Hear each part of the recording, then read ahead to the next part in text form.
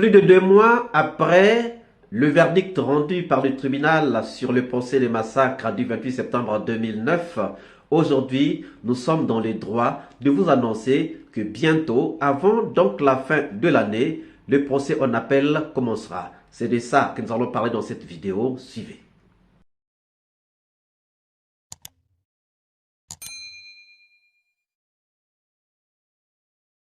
Bonjour, bonsoir, cela dépend de l'heure à laquelle vous regardez cette vidéo. Bienvenue si vous nous découvrez pour une première fois. Encore un réel plaisir pour moi de venir devant vos écrans vous exposer les analyses de Soleil d'Afrique. Le 31 juillet 2024, le tribunal de Dixine, désigné pour le procès des massacres du 28 septembre 2009, rendait son verdict.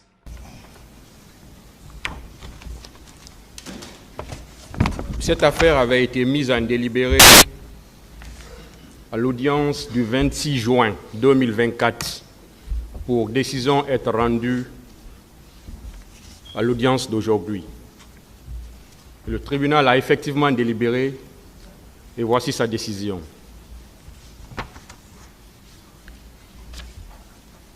Le tribunal, suivant ordonnance numéro 007 du 29 décembre 2017 du pool des juges d'instruction du tribunal de première instance de ce siège. Les accusés ci-après sont renvoyés pour 1.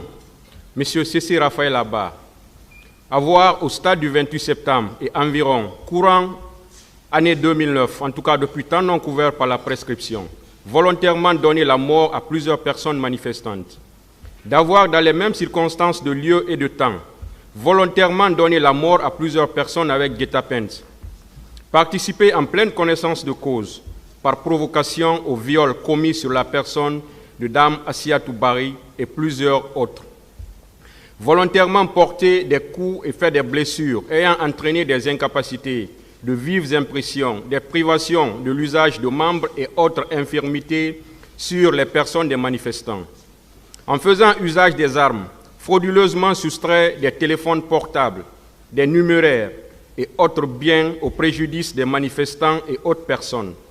Fait prévu et puni par les dispositions des articles 206, 208, 239 et suivants, 373, 381 et 382 du Code pénal.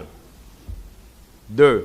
Alpha Amadou Baldé, pour avoir au stade du 28 septembre et environ, courant année 2009, en tout cas depuis temps non couvert par la prescription, volontairement donné la mort à plusieurs personnes manifestantes, avoir, dans les mêmes circonstances de lieu et de temps, volontairement donné la mort à plusieurs personnes avec guet-apens, volontairement porter des coups et fait des blessures ayant entraîné des incapacités, de vives impressions, des privations de l'usage de membres et autres infirmités sur des manifestants, en faisant usage des armes, frauduleusement soustrait des téléphones portables, des numéraires et autres biens au préjudice des manifestants et autres personnes.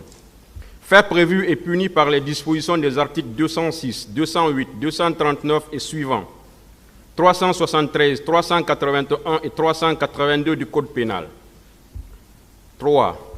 Marcel Guilavogui, pour avoir au stade du 28 septembre et environ, courant année 2009, en tout cas depuis temps non couvert par la prescription, volontairement donné la mort à plusieurs personnes manifestantes, avoir dans les mêmes circonstances de lieu et de temps, volontairement donné la mort à plusieurs personnes avec guet-apens, participer en pleine connaissance de cause par provocation au viol commis sur la personne de Dame Assiatou Bari et plusieurs autres, volontairement enlever, détenu et séquestrer des personnes auxquelles des traitements cruels et inhumains ont été infligés, volontairement porter des coups et faire des blessures ayant entraîné des incapacités, de vives impressions, des privations de l'usage de membres et autres infirmités sur les personnes des manifestants, en faisant usage des armes, frauduleusement soustrait des téléphones portables, des numéraires et autres biens au préjudice des manifestants et autres personnes, volontairement entraver l'arrivée de secours destinés à faire échapper les manifestants aux crimes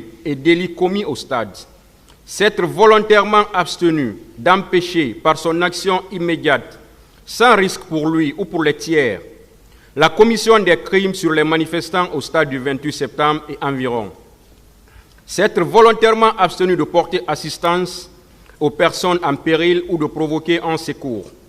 Fait prévu et puni par les dispositions des articles 202, 208, 239 et suivants, 373, 381, 382, 303, 297 et 298 du Code pénal. 4. Moussa Kiegboro Kamara. Avoir au stade.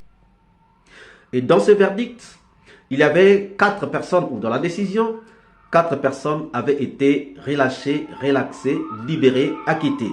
Il s'agissait du colonel Diaby, il s'agissait de C.C. Raphaël Abba, il s'agissait du colonel Kanozo, il s'agissait aussi d'Alpha Amadou Baldé, qui avait été absent du procès, mais qui était parmi les accusés dans ce procès de massacre du 28 septembre 2009. Il y a eu des accusés ou des condamnés. Donc, Claude Pivy à perpétuité avec 25 ans de sûreté, Dadis Camara Etchegboro à 20 ans d'emprisonnement, Marcel Guilavogui à 18 ans d'emprisonnement, Blaise Goumou à 15 ans d'emprisonnement, il a eu Aliou Keta avec 11 ans d'emprisonnement, Toumba Diakité et Paul Massa Guilavogui à 10 ans d'emprisonnement, et voilà. Or, en dehors donc de ceux qui ont été acquittés, il y a eu des condamnés. Tous ces condamnés ont fait appel à l'exception de Paul Massa Guilavogui selon les informations que nous avons eues à l'expiration du délai requis pour faire appel. En dehors des condamnés qui ont fait appel de la décision, parce que ces condamnés ne croient pas donc à cette décision rendue par le tribunal, puisqu'ils ne se reconnaissent pas dans ce qui leur a été reproché ou ne se reconnaissent pas dans ce pourquoi ils ont été condamnés. En dehors de ces condamnés, il y a aussi le ministère public qui a relevé appel. Oui, le ministère public a relevé appel parce que le ministère public n'est pas du tout d'accord en totalité de la décision donc rendue par le tribunal. Parmi les cas pour lesquels le ministère public a relevé appel, il y a le cas du colonel Chérif Diaby. Pour le ministère public, le colonel Diaby ne méritait pas d'être acquitté. Donc, ils ont relevé appel. Il y a aussi des parties civiles qui ont relevé certains faits dans la décision rendue par le tribunal. Mais en fait, il y a eu des appels de presque tous les côtés, de la défense comme du parquet, et sûrement des choses relevées par les parties civiles. Donc, il y avait quelque chose à faire. L'évaluation donc des requêtes, c'est ça, c'était ça la première tâche qui revenait donc à la cour d'appel. Évaluer les appels, voir si les appels sont acceptables ou non. Parce que la cour d'appel a le droit d'accepter ou encore de rejeter les appels qui ont été relevés. Donc la première étape, c'était donc l'évaluation. Et la deuxième étape était le démarrage d'un nouveau procès, donc d'un nouveau procès du 28 septembre 2009, ou encore disons un procès en appel du 28 septembre 2009. Pour les cas des appels qui auraient été acceptés par la cour d'appel, parce que ce n'est pas tous les appels qui sont obligés d'être acceptés par la cour d'appel. Après examen, il y a des appels qui peuvent être rejetés, il y a des appels qui peuvent être acceptés, considérés pour l'organisation donc d'un procès en appel sur les événements ou les massacres, disons clairement, du 28 septembre 2009. Or, chers amis, aujourd'hui, lorsqu'on nous dit, selon nos sources, selon les informations venues des sources pures, des sources sûres, les préparatifs ont évolué. Quand on dit que les préparatifs pour le procès en appel ont évolué, ça veut sûrement dire qu'il y a des appels qui ont été acceptés, sinon tous les appels ont été acceptés.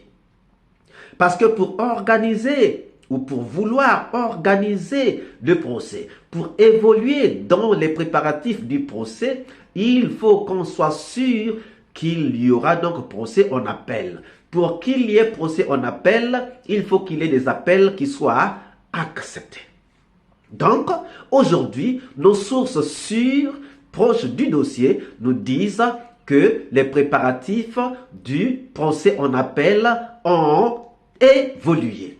Et on nous dit même qu'il y a la politique qui est entrée donc dans les judiciaires. C'est sûrement le ministère de la Justice. À travers le ministère de la Justice, on voit le gouvernement. Et à travers le gouvernement, on peut voir le président de la République. Ça veut dire que la politique a tapé la main sur la table pour que ce procès soit organisé avant la fin de l'année. Donc, avant le mois de décembre 2024, ce procès va avoir lieu. C'est vrai, à un certain moment, les partis civils avaient déjà commencé à vouloir chercher à être dédommagés, mais on ne pourra pas, parce que cela a été débouté, on ne pourra pas commencer à dédommager les gens tant que le procès n'est pas encore terminé. La première phase du procès en première instance est passée, mais il y a la deuxième phase qui est là, donc à la cour d'appel. Qu'est-ce qui va arriver à la cour d'appel? Que diront-on à la cour d'appel? On ne peut pas donc aujourd'hui commencer à dédommager des gens. On ne peut pas aujourd'hui commencer à défalquer ou encore à saisir les biens des condamnés parce qu'on ne sait pas ce que l'avenir nous réserve. Donc sur ce point-là, les partis civils devront encore attendre un peu longtemps ou encore attendre jusqu'à la fin du procès en appel. Et peut-être qu'après le procès en appel, il y aura la Cour de cassation, il y aura des tralala. Ça, il faut vraiment en être sûr parce que nous savons qu'il y a certains avocats qui ont dit qu'ils vont aller même jusqu'à la cour de la CEDEAO, au tribunal de la CEDEAO, pour porter ce problème au cas où leurs clients ne sont pas satisfaits. Donc, les préparatifs ont évolué et nous sommes sûrs que le procès va avoir lieu donc avant la fin de l'année 2024. Et c'est là où on s'est dit, est-ce que c'est la justice elle-même ou encore la même mise, comme on le dit? Certains diraient que le président Doumbouya voudrait organiser coûte que coûte le procès, finir ce procès et puis gracier les gens pour s'attirer une certaine sympathie parce qu'il voudrait se présenter aux élections prochaines en Guinée. Mais là n'est pas le problème pour nous. Pour nous, ça ce sont des suppositions, oui. Peut-être pas des suppositions, mais des clairvoyances des gens. Mais aujourd'hui, on ne voudrait pas rentrer dans ce débat-là. Aujourd'hui, on voudrait être carrément se focaliser sur l'organisation de ce procès en appel. Donc c'était pour vous dire tout simplement que le procès en appel va se tenir, mais on ne sait pas encore quels sont les appels qui ont été acceptés et quels sont les appels qui ont été rejetés. Donc préparez-vous, d'ici fin de l'année, d'ici le mois de novembre, le mois de décembre, le procès des massacres du 28 septembre 2009 va être organisé en appel. Les moyens sont-ils là? Parce que nous savons que depuis un certain moment, la cour d'appel avait demandé les moyens pour l'organisation de ce procès. Quels moyens? Sûrement pour que le procès soit encore médiatisé, comme on l'a vu donc en première instance. Chers amis, que pensez-vous donc du retour du procès des massacres du 28 septembre 2009 en appel? Nous attendons vos réponses dans les commentaires. Si cette vidéo vous a plu, ne manquez pas de laisser le pouce bleu, de commenter, de partager. Et si vous n'êtes pas encore abonné, c'est le moment de vous abonner et surtout de ne pas manquer d'activer la cloche de notification afin d'être averti à temps réel de toutes nos prochaines publications. Quant à moi, je vous dis à très bientôt pour une nouvelle capsule. Ciao!